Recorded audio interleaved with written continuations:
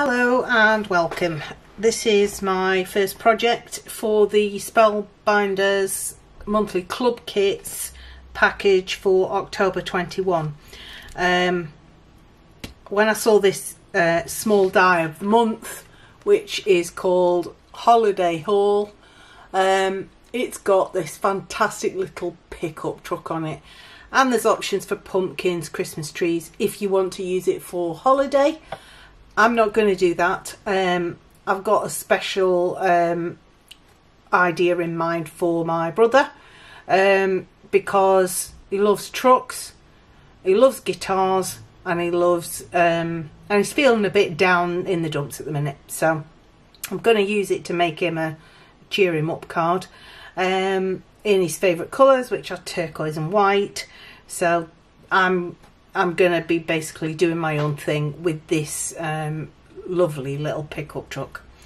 And then I'm also going to be using the clear stamp of the month, which has got the large sending you or for you words with the coordinating die to cut out those three words, and then lots of lovely little sentiments. So there's lots that can go with the pickup truck, like a truckload of happiness there, and a little pickup, which is the one I'm going to be using today, sending you a little pickup, and miles of smiles, that's another one. So basically there's some fantastic little sentiments which can be used for the holidays, or in this case just to cheer somebody up. So those are the three things I'm going to be using. As I've said to you, his favourite colours are turquoise and white. So I've decided to make the pickup truck out of those colours. I've die cut all the pieces out. So this is, we'll do that bit first. Then I'm going to do the banjo for the back of the truck to put in the truck.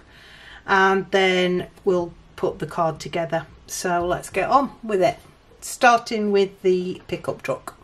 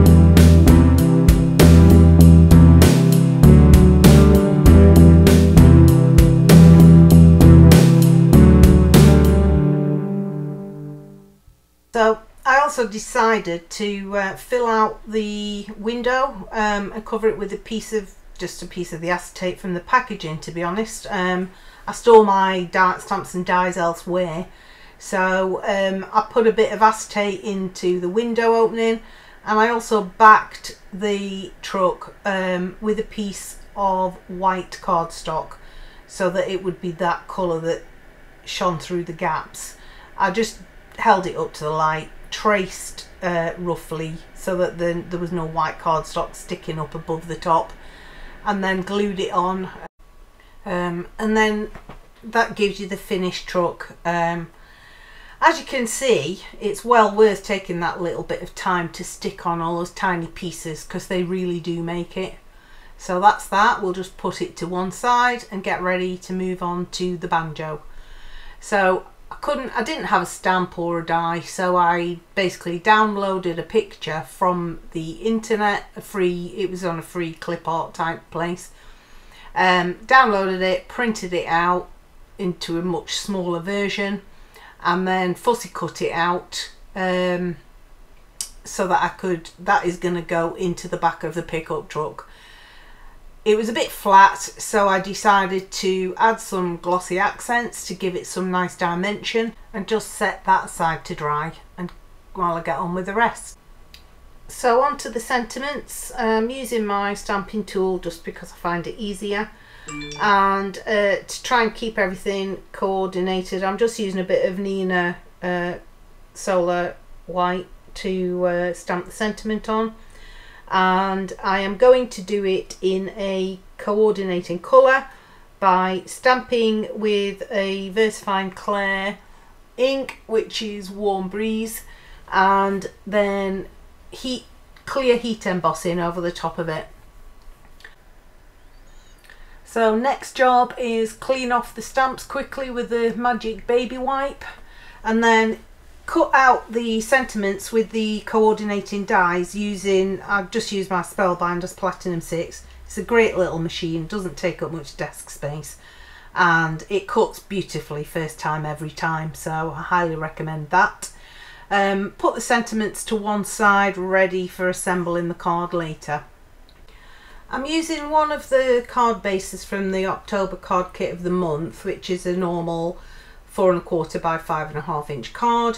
So I've cut myself from a piece of the card in the card kit of the month a 3 3/4 by 5 inch base.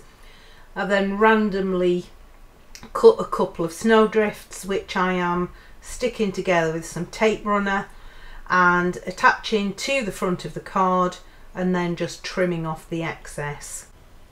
So the only thing left to do is to decide on the layout of the card and also make the small sentiment. I wasn't sure whether I was going to go black or white, but after trying the two different colours up against the card, I decided to go with the black, and then I stamped the sentiment with Versamark and heat embossed in white.